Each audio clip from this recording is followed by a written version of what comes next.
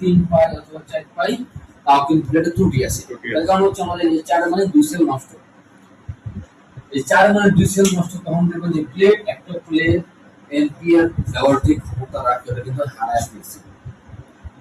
আমরা electron reaction base পাইছি না, এমন হতে পারে ওর মধ্যে হচ্ছে রেগুলেটর পাওয়ার ওই পাওয়ার দিয়ে আমাদের চালানোর ক্ষমতা দিছে, কিন্তু আমরা কিন্তু অ্যাকচুয়ালি বড় লোড মিটারে 100 জি এম্পিয়ার দিয়া 9 ভোল্ট পাইনি। যদি 9 ভোল্ট পেতাম তাহলে মনে করতাম যে ওর মধ্যে 100 এম্পিয়ার আছে।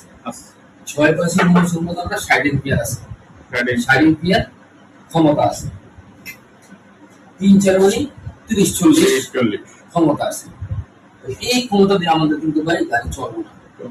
আমাদের অবশ্যই ডিসচার্জ করবে করার পর আমাদের 9 ভোল্টে থাকা লাগবে। তাহলে ভাবুন যে রকম আসলে অ্যাকচুয়ালি 90 এম্পিয়ার আছে, 100 এম্পিয়ার আছে।